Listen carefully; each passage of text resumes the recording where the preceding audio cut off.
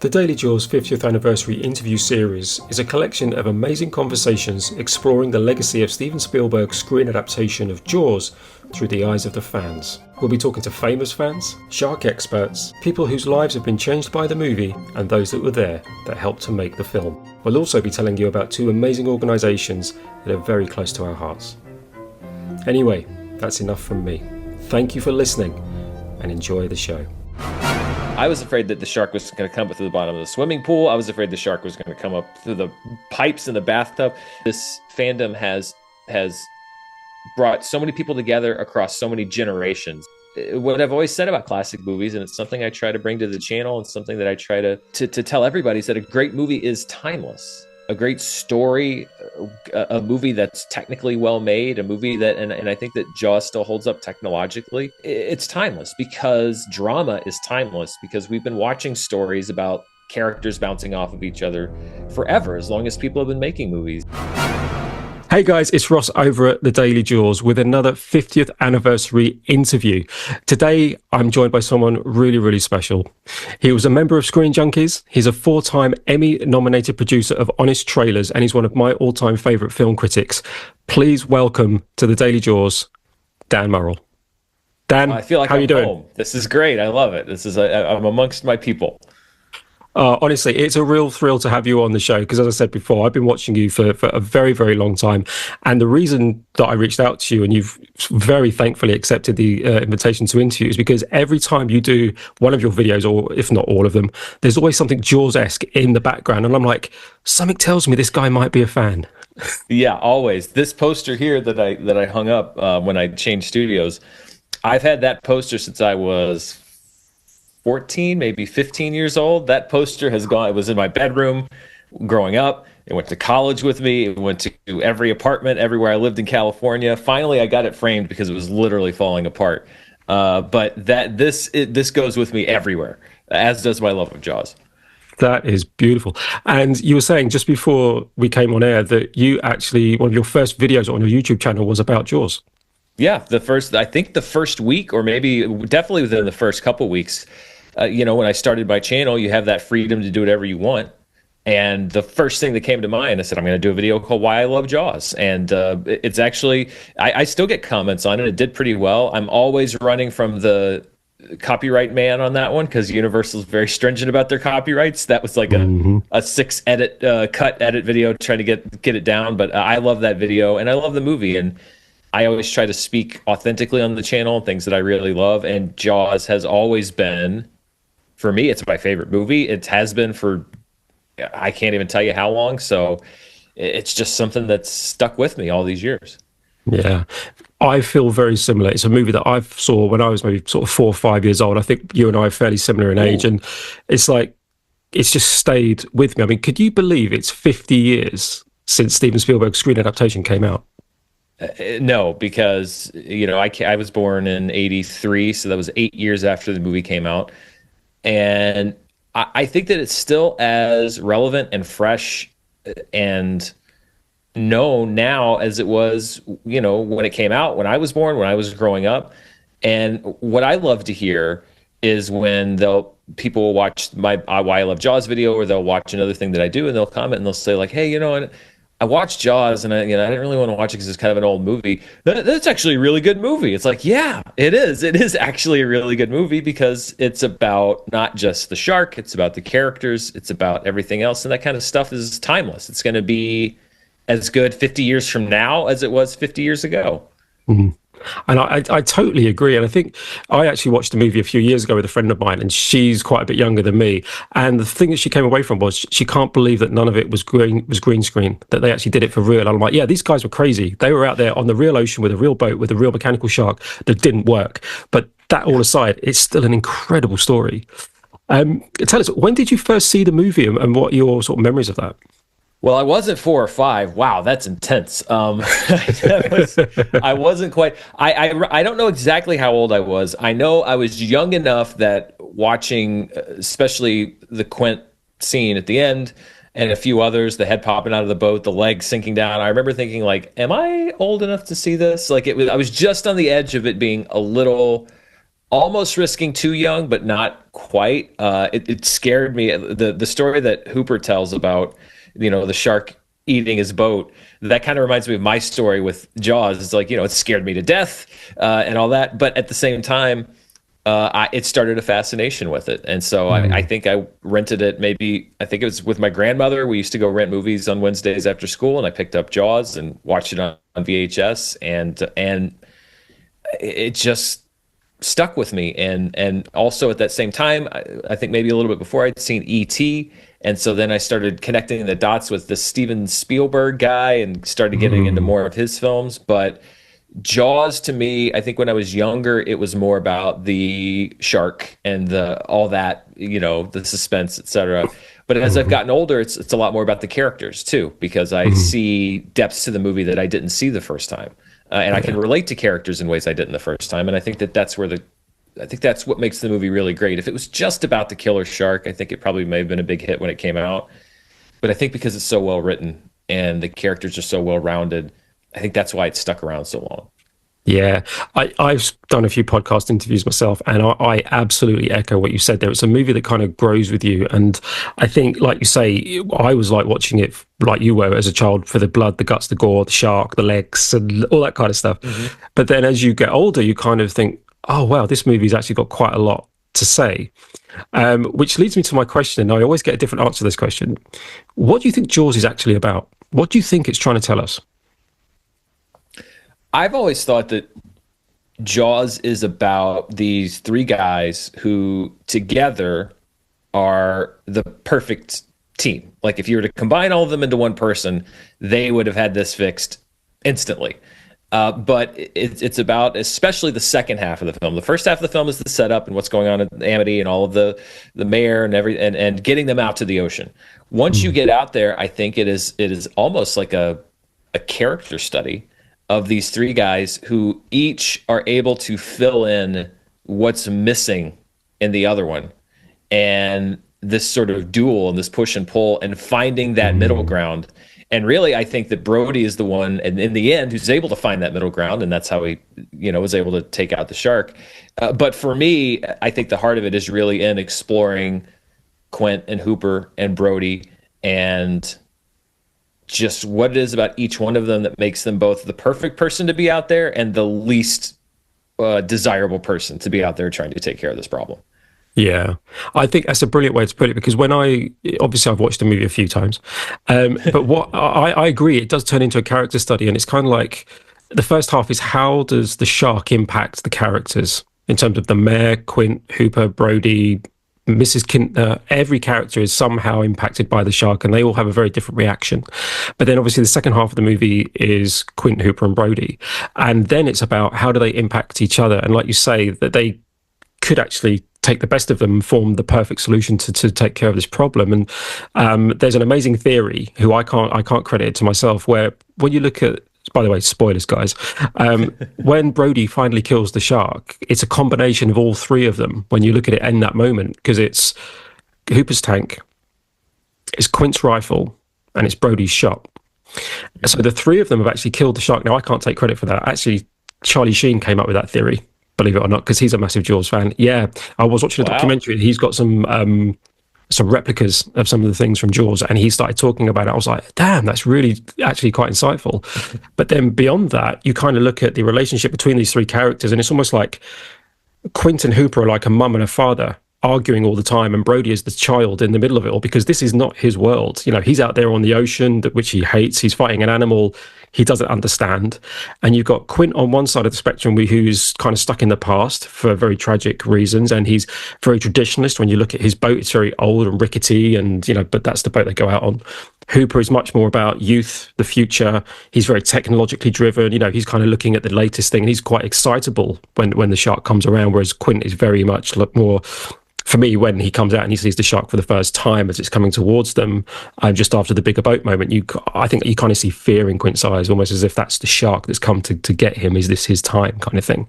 And you kind of got Brody in the middle, and I think it's the character transformation with Brody. So you watch the story through his eyes, and you're like, wow, there's a real character arc. So I think you're right. It's all about that interplay between the characters and the shark, and what it sort of brings out of all of them. And when you think about it, Quint really is in it for revenge. Hooper's in it for glory. And Brody's the guy that's out there is just like, no, I just want to kill the shark. Like, can we just kill the shark? And I just want to get home. Like, that's all I want. And I think that's what makes them so interesting to bounce off of each other is you look at it and you say like, well, their motivation's the same. And all three of them are out there to kill the shark. Maybe on a surface level, but when you dive deeper down into it, they all have deeper motivations, except for Brody. Literally, the only thing he wants to do is kill the shark and go home, and he's fighting against these other two who have their own other stuff going on. Yeah, I think that's why one of the sort of key moments in the movie is when the estuary scene, which I think is one of the all-time great suspense moments in cinema, but also the fact that it involves his son, because then it becomes personal, because his son has had a direct interaction with the shark, and they put him out of the water and he's not conscious and they don't know how he is, but Brody's obviously like, no, he's in shock. That's when, for me, when the moment kind of turns in Brody's mind and go, I really need to take care of this because it could have been my son. This could have been my child. And then that way his motivation is just compounded with, I need to solve this problem. And then which is interesting in Jaws 2, he's scarred by this event, and he doesn't want to go through that hell again, to paraphrase one of the great speeches in it. So for me, it's a real transformation. And it's also like that balancing act between how do you deal with a problem and be brave enough to do what needs to be done in the moment, but also not be scarred and traumatized by it in the same way that maybe Quint was or whatever. So it's that beautiful, beautiful interplay between characters, which leads me to another interesting question. And I always ask this as well. Who's the villain in Jaws, if there is one? The mayor. Obviously, it's Mayor Vaughn. He's the villain. I mean, he's whether you want to say that he is a stand-in for capitalism or whatever. I mean, the shark is the antagonist, but the shark is doing shark things. I mean, it seems to come back with a bit of a vendetta at the end there, but this wouldn't have been a problem. Nobody would have gotten killed if the mayor had listened to the coroner at the beginning of the movie, if he had listened to Brody, if he'd listened to the experts. But I think he's absolutely the villain because he's the only person in the movie that actively puts people in harm's way. He knows there's a problem, he puts them in harm's way, and it makes things much, much worse. So the shark is the antagonist, but the villain has got to be Larry Vaughn. But he was just acting in the town's best interests. According to him. According to him, that's what he thinks. But I think that it's interesting because when you talk about the book versus the movie, and the book had all these other motivations of him being in debt to the mob and needing to pay off these debts. In my kind of headcanon, even though that's not in the movie, I kind of put that into the movie character as well, that he's got this other thing like, oh, I can't take a loss because this is really, I'm deep into the real estate market here. I can't, we got to do it. So that's one thing, like a lot of the book stuff that wasn't in the movie, I'm like, yeah, no, that was a good idea to leave that out. But I do kind of in my brain put that on Murray Hamilton in Jaws, because it's like, yeah, that would make a lot more sense. For me, there's just so many different ways to interpret the movie and look at it. I mean, one of the things that I did when I watched Jaws for maybe sort of second or third time, and I remember it really clearly, is because I knew what happened to Quint and also what had happened to Quint before. Obviously, he reveals everything in the Indianapolis story. You look at the movie through Quint's eyes, or you look at Quint in a slightly more sympathetic way, and you just think, wow, what a broken guy. Whereas before you think, my God, what a horrible, arrogant, money-grabbing guy who's trying to take his chance when the town has a big problem. So the choice of actors was phenomenal as well. It was. And I mean, Robert Shaw, the thing about the making of Jaws is it's so famous that it's almost its own story and everybody knows it, and the shark's not working, the shark's not, and all that stuff, like everybody knows it. But Robert Shaw, you can tell that he had, and it's sad because I think it probably took him earlier than maybe he should have been around, but he had his own demons and things that he was fighting through and things that he'd fought through in his life. And instead of using that as a barrier, he brought all of that to his performance. Yeah. And so there's you look at it and you're like, this isn't just a guy acting here. There's something real to that. And I think you feel that with Dreyfuss too. That maybe that rivalry was more on the page at first, but again, from the stories that came out, you can tell that there was some friction there, and they used that. And that's what I like about a lot of particularly the 70s and what they were exploring in movies at the time, which is to use the reality. It's not all artifice and the sort of theatricality that acting generally had been up to that point. It's like, no, use the reality. If there's something that's actually that could feed to your performance, use that. And I think you can see that in what they do. So even the real world issues that you may have had between actors, in addition to the production issues, I think they use that to the benefit of the movie. Yeah. And I think it's a really good spot, because I think, again, you use reality in these imaginary worlds, and it just makes those characters a little bit more in depth. So you just go back and you watch them a bit more, and it is one of those movies that you kind of see more, if that makes sense, because there's just so much there. And the actual making of Jaws is obviously, it's very well documented in terms of movies and legend, but there's actually a play called The Shark is Broken. I don't know if you've ever heard of this, but it's I have, yes. Yeah, it did a Broadway run towards the end of last year. Did you see it? Did you get a chance? No, I saw that it was doing the tour, and I couldn't make it, and I know that it's doing a UK one soon, and yeah, I even was I was like, should I fly to the UK and see the shark? Man. I don't know. That's a tough trip. It's a tough trip to make. So, yeah. But I have seen it, and not the play, but I've seen that it's out there, and it seems so. I mean, on its own, it would be interesting, but then you have that family connection. I think that just makes it that much more intriguing. Yeah, because Ian Shaw plays his own father in the play, and just for those people who might not know about the show, effectively it's just set on a cross section of the Orca, which is built to scale, and it's a beautiful set, and it's Roy Scheider, Robert Shaw, played by his son Ian Shaw, and Richard Dreyfuss, and it just documents the making of the movie through the two core sources that we understand are the Jaws log and Robert Shaw's own diaries. So it's probably as close to a record as we're probably ever really going to get to what happened on there. But it's an amazing story, absolutely incredible. Do you have a favorite character or a favorite moment in the movie? I think I was just talking about this the other day on something else. I think it was maybe something I was doing for Patreon. It used to be Quint, but as I've gotten older, it's kind of shifted to Brody, because I appreciate so much more of like the subtleties that Roy Scheider puts into his performance, and just the idea of I think when I was younger, I think I saw him as sort of the straight man, the kind of solid, but now you see just how much responsibility is on his shoulders, and the stress that he feels, the strain that he feels, but also I have a lot more respect for his character, because he puts everything aside, again, selflessly, for the protection of his family, of the island. He's there to do his job, and so my favorite character in the movie has kind of shifted to Brody over the years. As far as the favorite scene, the Indianapolis speech obviously is one that's an all-timer. And I think I said in my Why I Love Jaws video that I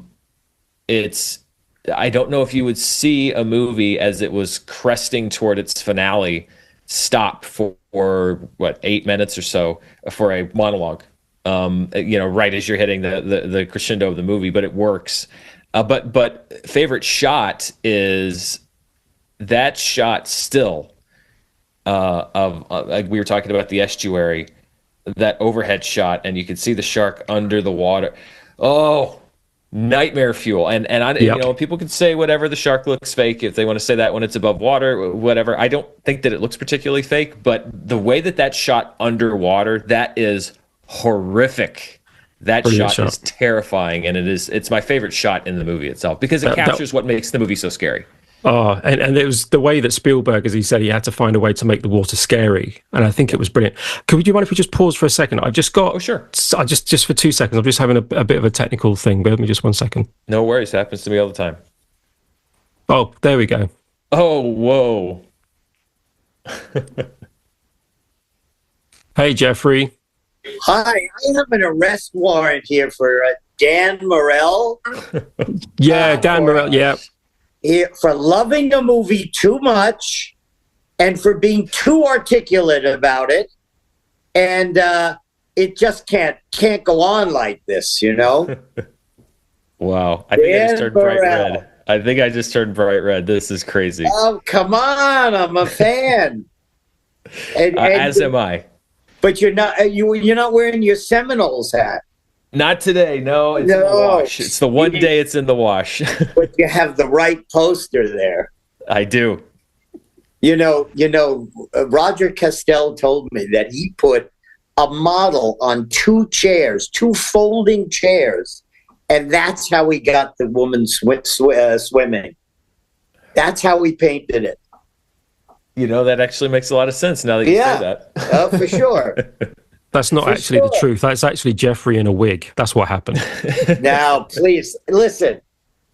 I wear this hat because I went through a stop sign years ago, and a cop pulls me over and he goes, you went through the stop sign. I said, I'm sorry, I didn't go over very far. And he says, why are you wearing that hat? I said, I play the deputy in Jaws. He goes, I love that movie. Don't do it again. So now I wear it like it's going to protect my life forever.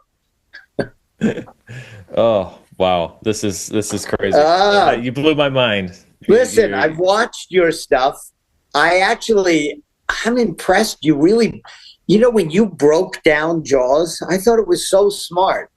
Yeah, with the supporting characters and the subtleties and I just thought it was really smart. You'd have been a good critic.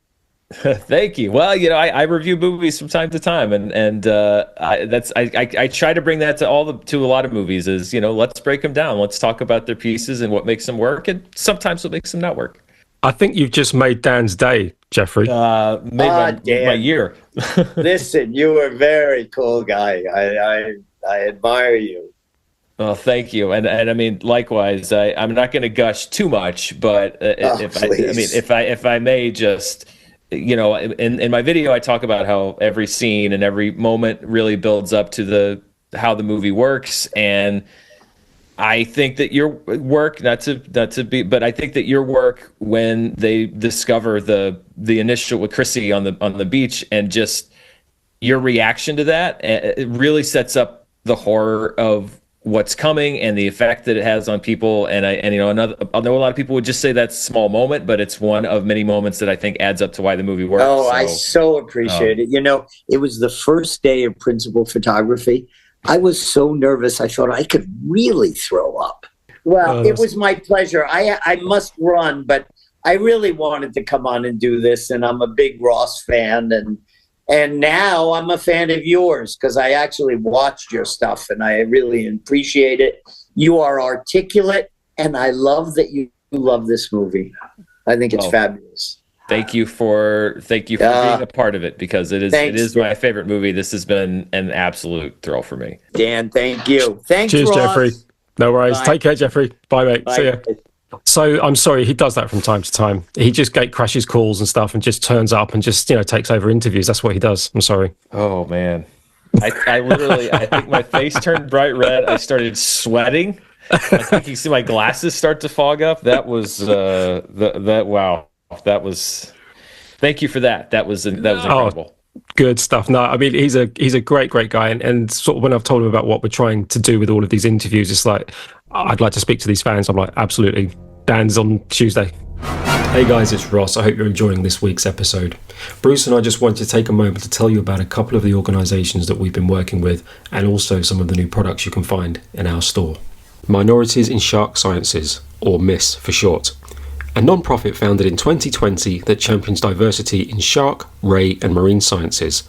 MISS creates equitable opportunities for historically underrepresented communities through hands-on programs and believes that diverse scientists bring diverse ideas, driving the innovation essential for ocean conservation. Representation matters, and MISS is making sure the next generation sees a place for themselves in marine biology. Learn more and support their mission at missalesmo.org.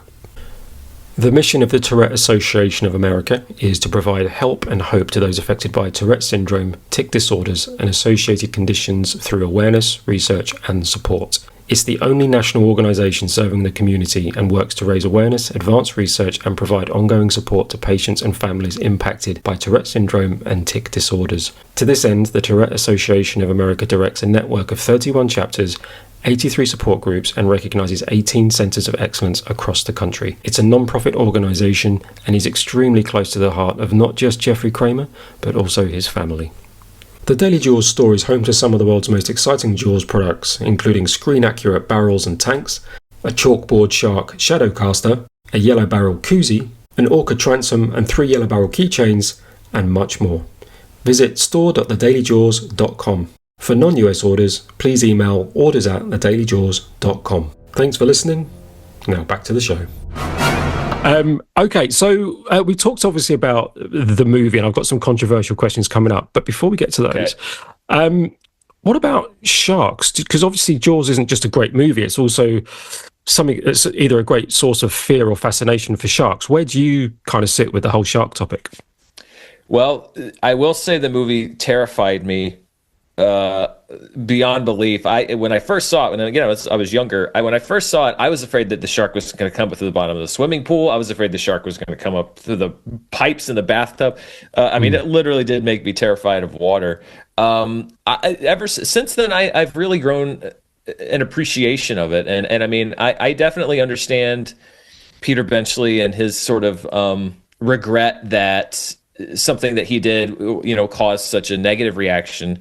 I think it's undeniable that happened to an extent, but I think that to a bigger extent, it has inspired things like, Shark Week. I don't know if Shark Week exists without Jaws, because I think the movie did inspire fear in sharks, as it did for me initially, but I think more so it's inspired fascination and wanting to know more about them and wanting to know more about how, I mean, they are this just kind of wonder of evolution. And so it definitely did for me kind of inspire this wanting to, once I got past the initial fear, I'm like, well, I want to know more about those. And I do still watch from time to time. I'll throw on a shark documentary because, I mean, biologically, great whites and every other kind are fascinating animals, and they're not malicious. And usually if someone is attacked, it's instinctual.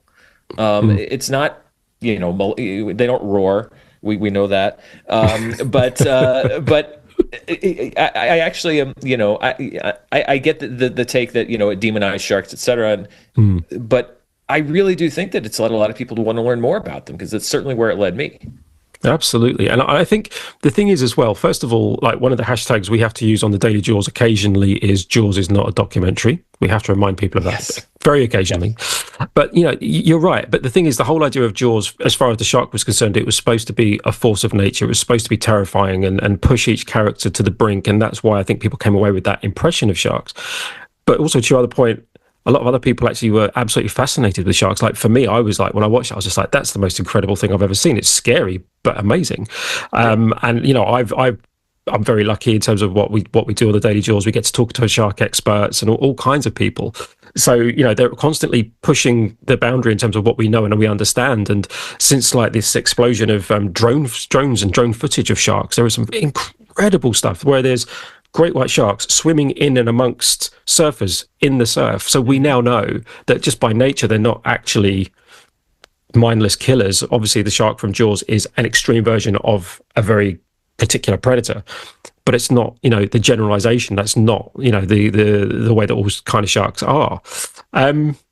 So are you ready for some controversial questions? Always.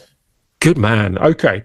So in the scene, in the hospital where Michael Brody is obviously recovering from his shark encounter. I wonder if this is the question I was thinking about 5 minutes before we started this. Okay. Is it coffee or is it coffee ice cream? Oh my God, I was thinking literally right before. I am so confused by this as well. I have, after many years of wrestling with this question, I have come to the conclusion that I think he was requesting coffee ice cream. Okay. All right. We do know the answers to this, but I'm not going to tell you because it's just going to be one of those things. But I have very little, as a low confidence score in that answer. There is an article that we wrote about it, so I'll send it to you and let you know. Okay. Okay, you can save one character from Jaws. It's either Chrissy, Pippet, Alex, the estuary victim, or Quint. Who are you saving and why? And also Ben Gardner as well. Sorry, Ben Gardner wasn't on the list.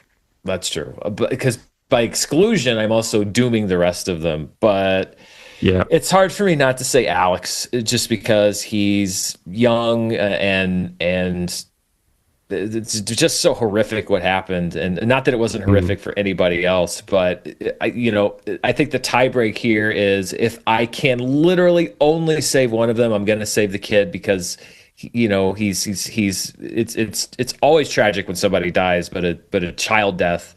And I've said that about Alex Kintner's death before. Is like sometimes I think that killing kids in movies is a little over the line because it's not treated it's treated kind of casually, and you see the horrific after effect of this and the effect that it had. So it's a terrible choice to make, but I'm going to say I'd save Alex just because of his age and the fact that, and you see how devastated his mother is, and she appears to be a single mother, maybe.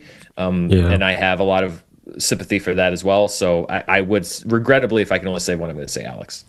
Okay, well, that is going to be a very controversial answer. However, you might have a get out card here. So the second question is, did Pippet live or die? Because we don't actually see him killed. That's true. We don't actually see him killed. Again, I'm able to make the determination here, and I don't think that one way or the other we are. I think Spielberg maybe is trying to imply that the shark got the dog, but at the same time, dogs are very instinctual creatures. Dogs are able to sense a lot of different things. So I'm going to say the implication is that Pippet decided, you know what? I'm out of here. Something's about to go down, and I think maybe they later found the dog under the dock. So I'm going to say no. Brilliant. That's a great answer. The reason being, because I actually did a video about Pippet the dog, believe it or not, because that's how I spend my Sundays. And I found a clip of Brody, when Michael Brody has just been, he's in the estuary, and the shark is swimming underneath the bridge, and Brody is running down it. Yeah, I love that shot. There's a dog on the bridge, and it looks exactly like Pippet. So I think maybe Pippet got out, and that's him. That's Spielberg. Just let us know the dog made it out okay. The dog made it out. Yep. We think. Now, this is probably the most controversial question we get asked a lot on the Daily Jaws, and we've actually put it out to the community. So I'm glad you're sitting down for this one.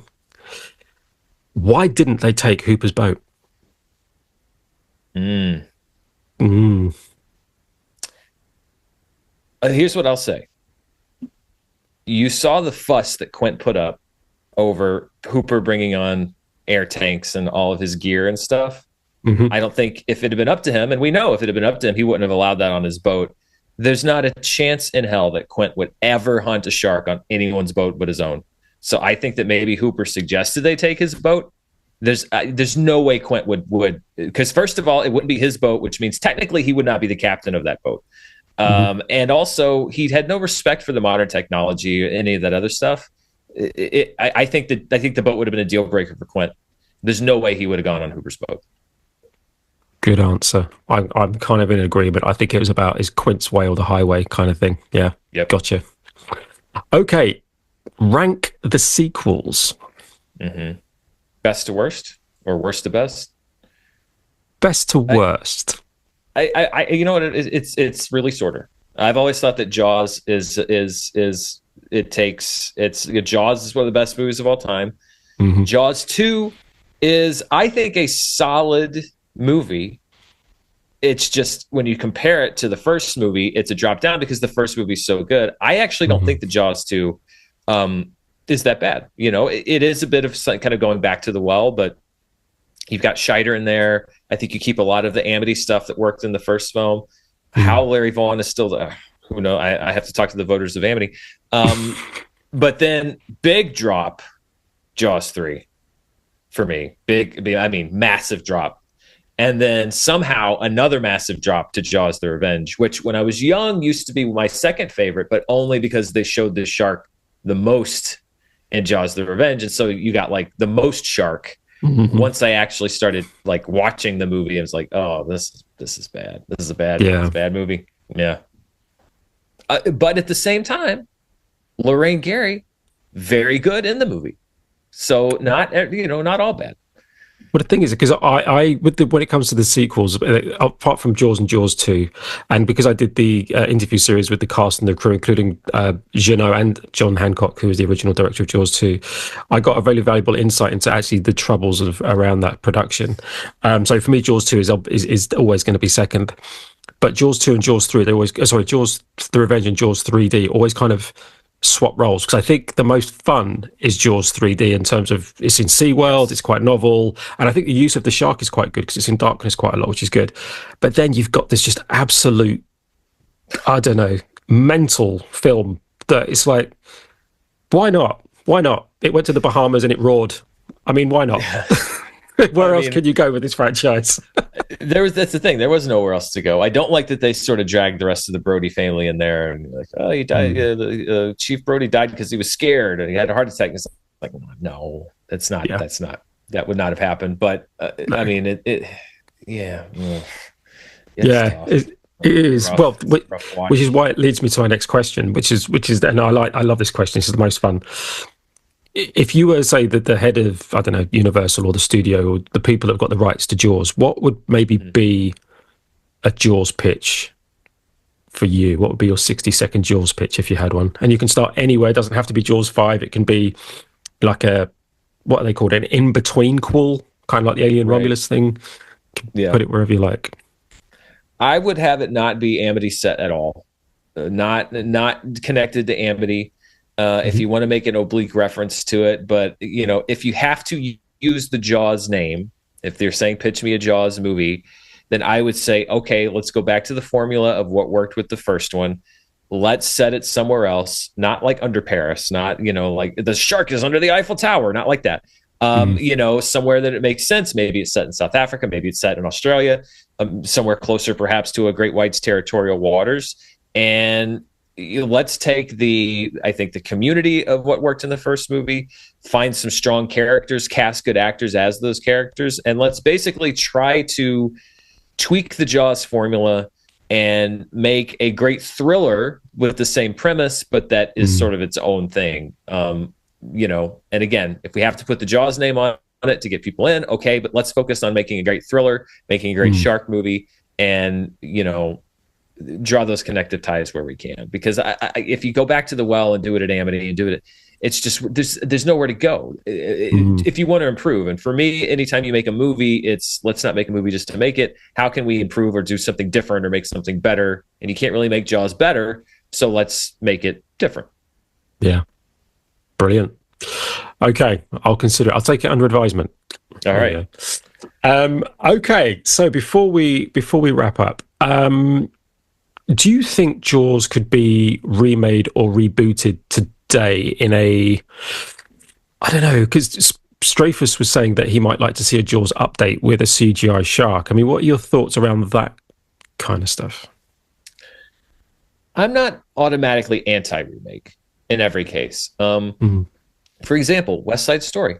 I thought Spielberg did a great job with that because he restaged it. He put his own spin on it. He, shuffled the order of the songs around a little bit. It doesn't just feel like him just going through the motions. He brought a really fresh, vibrant thing to it. And I think that there's some ways that it improved on the original movie. A few casting choices, etc. Not that they were better, but I think a lot of them were more appropriate for the characters that they were playing versus the original movie, which, by the way, I also love the original West Side Story. With Jaws, again, anytime you remake something, it's like, okay, let's say you do a Jaws remake. Even if you update the shark with CGI, where is that going to be appreciably better than what we got? Because it's not like the shark in Jaws looks like the shark in Jaws 4. It still, I think, works well because of the way that it was shot and everything else. How are you going to improve the characterization? How are you going to improve the performances? How are you going to improve the suspense? I mean, when you remake a movie, it should always be like, what can I bring to this that maybe wasn't there or that I can spin? And unless you make a completely different movie, I just don't see, apart from saying, well, now we have CGI and then we didn't. I think the thing that Jaws bears out is that not showing the shark for most of the time was the right choice. Whereas with CG, I think you're going to see it all the time. So I just, it's like saying, oh, we want to remake the first Star Wars movie. Yeah. Sure, you could, but what's going to be better about it? What's going to be, and there's plenty of movies to remake where you can improve it. I just don't think Jaws is one of them. Maybe remake Jaws the Revenge. There you go. That we could do. Can't do worse. Well, there's some interesting shark movies. That's famous last words. I'm tempting fate with that one. Yeah. Oh dear. Okay. So I guess the final question then, now because we've talked a lot about Jaws, obviously, and you're clearly someone that loves the movie. What do you think though is the lasting legacy of this remarkable film? I mean, I think for movie fans, it is sort of a testament to the golden age of the sort of rebirth of cinema of the 1970s, and Steven Spielberg at the beginning of his career capturing these great performers on film, some of the best actors of the 1970s, some of the best actors of all time. I think that in a movie sense, again, what I've always said about classic movies, and it's something I try to bring to the channel and something that I try to tell everybody, is that a great movie is timeless. A great story, a movie that's technically well made, a movie that, and I think that Jaws still holds up technologically. It's timeless because drama is timeless, because we've been watching stories about characters bouncing off of each other forever, as long as people have been making movies. And so, the legacy of the movie, I think, is it is a time capsule to a very specific place when Hollywood was changing and was able to do things it had never done before, and was birthing filmmakers who were doing things in film that nobody ever thought was possible. And then generally, for the movie as a legacy, I think that it shows you the value of a group of creators, actors, directors, writers, who came together to make a great story and worked to do it. And it was certainly not a perfect process, but it's just one of the great dramas, comedies, horror movies, suspense movies, thrillers, because so much care went into it, because they actually cared about the movie that they were making. And, I think that its legacy is just that it shows you so much of why people love movies, because it does so many of those things so perfectly. Not to mention, I haven't even mentioned John Williams. One of the best scores of all time. It's everything you can do with the cinematic art form kind of at its peak. And there's not a whole lot of movies you can say that about. I think Jaws is one of them. I wish I had a microphone I could drop, because right now that was just like boom, wow. Honestly, that's that sort of summarizes so much of what I've heard in interviews with other guests, and also from the filmmakers themselves. They people came together in a really difficult set of circumstances to make a movie they all cared about and believed in, and they delivered arguably the greatest movie ever made. And I want to share something before we go. Oh, go for it. Please do. So, I'm doing my part. So I bought, for my nephews, I bought them I don't know if you have these in the UK. They're called little golden books. They're basically kids' books. They're very thin. They have a gold spine. And they made one. Now, it's a very sanitized version of the story, but it's like a book of opposites. It's like the shark is in the water and the are out of, but it's a Jaws book for kids. Much happier ending. But I will say, I'm doing my part. The other day, I got in the car and my nephew said, "I've got a surprise for you." And he drew me this. No way. It's not. Of course, it's not. No, I can see. We can see it. He drew me that picture. Now, it's a happier ending because they appear to catch the shark at the end. Yeah. But he also, now he's asking me about sharks, and he's asking me about Jaws. He's like, "Is Jaws a grown-up movie?" I'm like, "Yeah, it is." He's like, "Well, how old do you think I need to be before I can see it?" I'm like, "I don't know. You'll have to ask your parents." 25. Exactly. But I'm doing my part to carry on, to pass the torch to the next generation. Well, that's amazing to hear, because I've got two young goddaughters who are too young to watch the movie, but when we do FaceTime calls and stuff, they see this bad boy in the background and they're like, "What is that?" And I explain what it is and kind of what I do, and they're like, "Can I see it?" It's like, absolutely not, but they want to. And in the UK 3-4 years ago, Jaws was re-released in 3D and in IMAX, and I did both the IMAX in the BFI cinema, which is the biggest IMAX screen in the UK, and I did it at my local cinema in 3D. Parents were bringing children to see it, and it was playing exactly the same way as it probably did back in 1975, because I'm assuming most of these kids had never seen it before. They were screaming when they were supposed to scream, they were laughing when they were meant to laugh, and they were cheering at the end. And I'm just like, I don't know many movies that could still play like that sort of almost 50 years later. So it's a testament to that amount of work that those incredible filmmakers did, and just pure craft and just the right talents. And as I said, a lot of the right things going wrong to allow those talents to really sort of come into their own. Yeah. Wow. Absolutely. Dan, what a conversation. Thank you so much. This has been a brilliant way to spend an evening. I'm going to sign off in a moment, but is there anything else that you'd like to share with the Jaws fans? Any words of wisdom or anything before we sign off? I mean, just it's the 50th anniversary, which is a fun year, and I think it's going to be a fun year of celebrating the movie. And I don't know if there's anybody out here that would be watching this that hadn't seen the film. That'd be kind of strange. Plus, we just spoiled a lot of it for you. But I would say if you're a Jaws fan and you have friends who haven't seen the movie and are kind of giving you pushback, push a little harder, because again, a great movie is timeless, and this movie is timeless. And the other thing that I love is that this fandom has brought so many people together across so many generations. I mean, I'm sort of, even though I was only born 8 years after the movie came out, I kind of think of myself as a second generation Jaws fan because I didn't see it in theaters when it first came out. But the people that did, and then people my age, and then people younger than me, it's amazing how many people you see from, so many different walks of life. And also people like Jeffrey who were involved in the film, and you can tell are so proud of their work because they're still so involved and want to talk to people about it and embrace their role in the film. There's not many movies that leave that kind of legacy, and it's something that's really special for a lot of people. So get on board, jump on board. There's plenty of room on the boat. Brilliant. Oh, Dan, thank you so much. So guys, I've been Ross, speaking with Dan Murrell for the 50th anniversary of Jaws. Plenty more interviews to come, but until next time, I'll drink to your legs and I'll bid you a fond farewell and adieu. That's it for today's deep dive into Jaws, the film that turned beaches into no-swim zones and created the summer blockbuster. If you enjoyed the episode, make sure to follow, rate and review. We'd love to hear your thoughts. And remember, just when you thought it was safe to stop listening, there's plenty more episodes to come. Please be sure to check out the work of Minorities and Shark Sciences and also the Tourette's Association of America. That's it for now, guys, but I'll catch you next time. I'll drink to your legs.